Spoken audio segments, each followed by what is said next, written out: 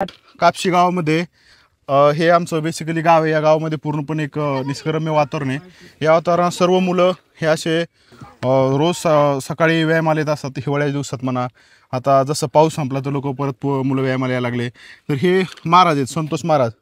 तर हे असे बरेच पोरं इथे येतात। काही दिवसापूर्वी संतोष महाराज ते बऱ्याच मुलांना घेऊन इकडे यायचे। त्यांची बरीच ट्रेनिंग पण झालेली आहे, त्यांनी भरपूर ठिकाणी काम केले। सध्या ते रत्नागिरीमध्ये जिल्हा परिषद शाळेवरती रुजू आहेत। आणि महाराज हे जे बदलतं वातावरण, बदलती पिढी, याच्याबद्दल तुम्हाला काय वाटतं सध्या? अलीकडच्या काळामध्ये वाढतं तंत्रज्ञान आणि AIचा उपयोग किंवा शिक्षणासाठी असलेली आपुलकी ग्रामीण जीवनामध्ये आपल्याला वाढताना बघायला मिळते। तर शहरी जीवन आणि ग्रामीण जीवन यांच्यामधली जी दरी होती ती अलीकडे जवळपास संपलेली आहे। म्हणजे ज्या शैक्षणिक गरजा मुलांसाठी अत्यावश्यक असतात त्या जवळपास सर्वच्या सर्व आता एका क्लिकवर आपल्याला ग्रामीण भागामध्ये सुद्धा पाहायला मिळतात। त्याच पार्श्वभूमीवर ही सगळीच्या सगळी मुलं फिजिकलची तयारी करण्यासाठी रोज या ठिकाणी येत असतात आणि शैक्षणिक अभ्यासक्रम किंवा त्यांचा जो काही अभ्यास असेल तो आता ते AIच्या माध्यमातून किंवा ऑनलाईन कोचिंग क्लासेसच्या माध्यमातून पूर्ण करतात। म्हणजे सांगण्याचं तात्पर्य काय की अलीकडे ग्रामीण जीवन आणि शहरी जीवन याच्यामध्ये कोणतीही दरी राहिलेली नाही। त्यामुळे ग्रामीण भागातल्या मुलांनी किंवा तुम्ही सगळ्यांनी शहरी मुलांकडे बघण्याचा दृष्टिकोन बदलला पाहिजे। आपण सर्व एक आहोत आणि आपण त्यांच्या स्पर्धेमध्ये 2 पाऊल नक्कीच पुढे राहू। कारण की आपल्याला हे ग्रामीण भागामधलं नैसर्गिक वातावरण पोषक असतानाच आपल्याला इंटरनेटची किंवा IT किंवा AIची पूर्ण आपल्याला साथ आहे। त्यामुळे सर्वांनी अभ्यास करून नक्कीच यश मिळवलं पाहिजे असं माझं वैयक्तिक मत आहे। तुम्हाला येणाऱ्या अडचणीसाठी आता सगळ्यात मोठा गुरु तर इंटरनेट AI आहेच, पण तुम्हाला काय शैक्षणिक मार्गदर्शन लागलं तर कधी तुम्ही आमच्याशी संपर्क करू शकता। सध्याची परिस्थिती जर पाहिली तुम्ही तर सिटी ठिकाणच्या अपेक्षा सध्या खेड्यातील वातावरण जे आहे, नैसर्गिक वातावरण ते खूप नॅचरल, ते खूप पोषक आहे प्रत्येकासाठी। सिटीमध्ये जाऊन काय असं प्रत्येक गोष्ट प्रत्येकाचं पॅरेंट्सचं म्हणणं असतं, सिटीमध्ये जाऊन ही सुविधा ती सुविधा, ठीक आहे सुविधा तिथं आहेत, त्याच्याबद्दल वाद नाही आहे, पण गावामध्ये तुम्हाला पोषक वातावरण भेटतं। पण मोबाईलचे एका क्लिकवर AIची काळ आहे, बदलतं विज्ञान आहे, बदलतं तंत्रज्ञान आहे। या काळामध्ये तुम्हाला ग्रामीण जीवन प्लस पूर्णपणे वर्ल्डची जर माहिती भेटत असेल एका क्लिकवरती, तसे तुम्हाला यूट्यूब, इंस्टाग्राम हे वेगवेगळे सोशल मीडिया प्लॅटफॉर्म यावरती मुलाला सगळं काय माहिती भेटून जाते।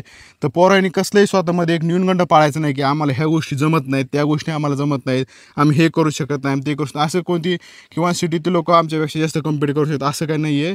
तुम्ही जर रेशो काढला, तुम्ही जर पाहिलं तर सिव्हिल सर्व्हिसमध्ये MPSC UPSC म्हणा, इंजिनियर्स म्हणा, डॉक्टर्स म्हणा, जे काही राजकीय क्षेत्रात म्हणा, पाहिलं तर सगळे लोक खेड्यातून गेलेलेच आहेत आणि सर्वांनी जाऊन तिथं खूप वेगवेगळ्या प्रकारचं एक स्वतःचं अस्तित्व निर्माण केले आहे। आपल्या धर्माची एक मोठ्या प्रमाणात एक ओळख निर्माण केलेली आहे। तर असं कुणी आता पाठीमागं राहिलेलं नाही, कसल्याही मनामध्ये न्यूनगंड पाळायची काही गरज नाही आहे। सगळ्यात जास्त पोषक वातावरण जर पाहिलं तर इथलंच आहे सध्या। AIचा काळ, AIच्या काळाला कसलीही घाबरून जाण्याची गरज नाही। सगळ्यांनी काय भरते आता गावं जर पाहिलं, हे आमच्या गावातून आपल्या इथून महाराज पाहिलं तुम्ही तर डॉक्टर्स आहेत, इंजिनियर्स आहेत, वकील झालेत, न्यायाधीश झालेत, टीचर झालेत। तर असं म्हणजे आता हे काय दरी राहिलेली नाही आहे।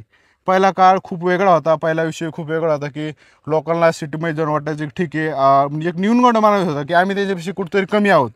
तर आता तसं काही राहिलेलं नाही आहे।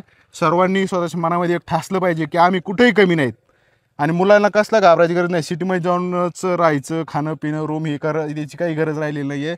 तुम्हाला सर्व काही उपलब्ध आहे। तुम्ही खेळत राहून प्रत्येक गोष्टीची तयारी करा आणि एक चांगलं समाजापुढे उदाहरण ठेवा। एवढंच नाही तर या ठिकाणी सध्या छोट्या मुली आणि मोठ्याल्या मुली आणि मुलंसुद्धा हे सगळे रोज इकडे यायला लागलेत। तर हे आज नाहीत, हे बऱ्याच दिवसापासून येतात आहे, असं काही नाही या वर्षीच यायला लागले, 2-3 वर्षापासून येतात आहे। पण मुलींना सुद्धा त्यांचे घरचे सपोर्ट करायला लागलेत। आईवडील मुलीला चूल आणि मूल याच्या पलीकडे आईवडिलांची पण दूरदृष्टी वाढली आणि मुलींची पण वाढली की आम्हाला काहीतरी करायचं आहे। तर बरेच लोक आता अगोदर पण तुम्ही आता याच्या पाठीमागला जर काळ पाहिला, लोक सपोर्ट करत नाहीत की नको नाही मुलीला लग्न करून द्यायचं, 12वी झाली 10वी झाली मुलीचं लग्न करून द्यायचं आणि ह्या सगळ्या गोष्टी आम्हाला नको आहे, जॉब नको आहे, नोकरी नको आहे। पण आज मुली घर सांभाळून सुद्धा नोकरी करतात आहे, IT क्षेत्रात करतात, इंजिनियर झाल्या, डॉक्टर झाल्या, लॉ झाल्या, वेगवेगळ्या क्षेत्रात मुली पण खूप चांगल्या प्रकारे कार्यरत आहेत। तर हे खूप समाजाचं बदलत वातावरण हे खूप चांगलं आहे। यातूनच आपण इन्स्पायर झालं पाहिजे। याचा जास्त काय मोटिवेशन आणि जास्त काय मोटिवेट ऐकायची गरज नाही। हे व्हिडिओ बघा ते व्हिडिओ, त्याची कसली गरज नाही आहे। याच्यावरूनच आपण मोटिवेट स्वतःला करून घेतलं पाहिजे। ठीक आहे। धन्यवाद सगळ्यांच्या. आणि कंटिन्यू ठेवा, डेली येत राहा, काहीतरी फळ 100% भेटल. स्वामी विवेकानंदांचं म्हणणं आहे, तुम्ही कोणतीही गोष्ट खूप एकदम फोकसफुली जर केली, 100% जर तुम्ही कसल्याही गोष्टीला टाईम दिला, फोकसफुली केली, 100% तुम्हाला त्यामध्ये सक्सेस भेटणार म्हणजे भेटणारच. तर हे याचा विचार करा, हे मनावरती ठसवा, 100% तुम्हाला सगळ्या सक्सेस भेटेल.